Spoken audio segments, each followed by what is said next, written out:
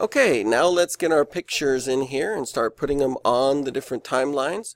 I'm actually going to open up Places because this is where I want my first set of pictures to go.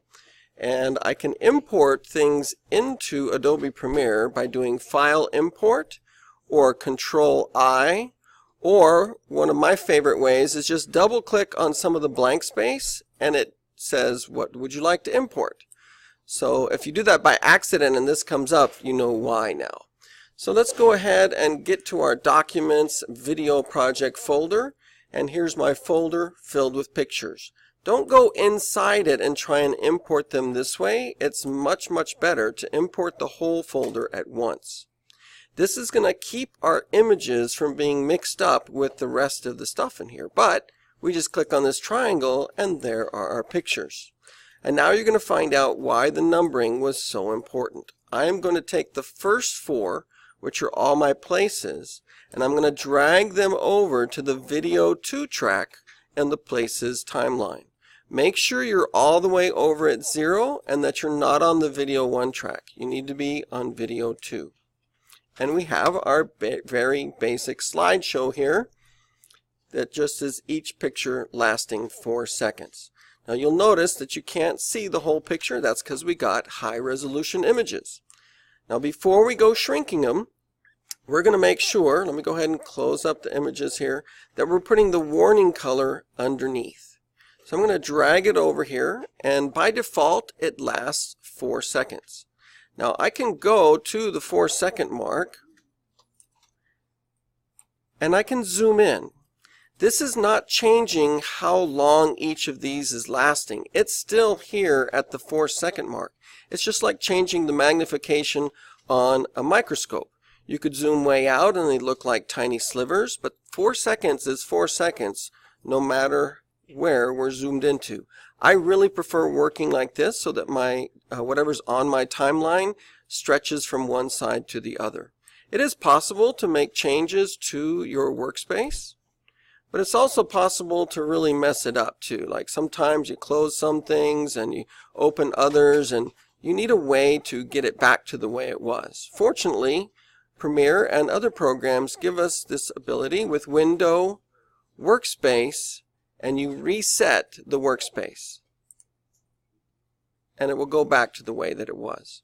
Now this warning color does need to last for 16 seconds. So it is one of the things we're allowed to grab the edge of and stretch. Now notice how it's snapping to these lines in between. It's really trying to guess where we might want to let go.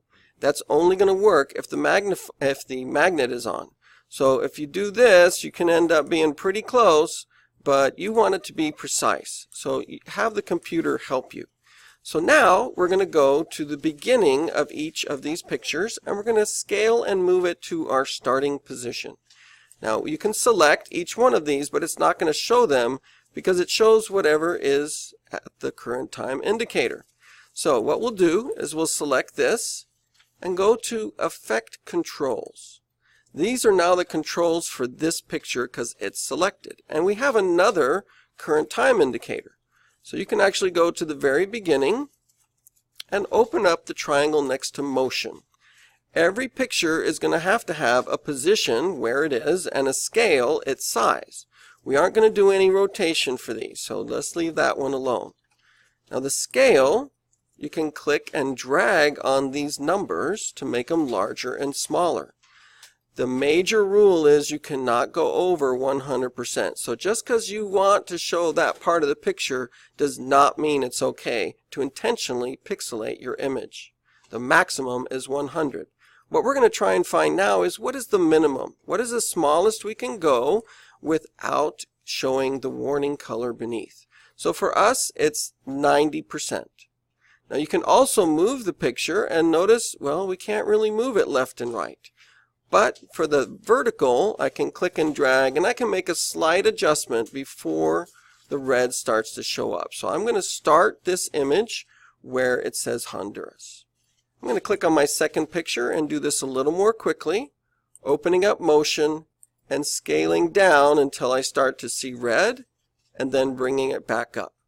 And then making a decision about where I want it to start. Should it start on this end and scroll the other way? I think I'll start where I can see that building. That looks like a good starting place. I'm going to do the same thing for each of these. So scale it down and then back, and then move it either left or right or up and down, or get some kind of starting place. Maybe I'll zoom in just a little bit more to 67%. Last one here, Virginia. If I want to jump to it, I can actually click in this space above and it'll go straight to Virginia. Open up the position and scale it down, and then decide where I want it to begin.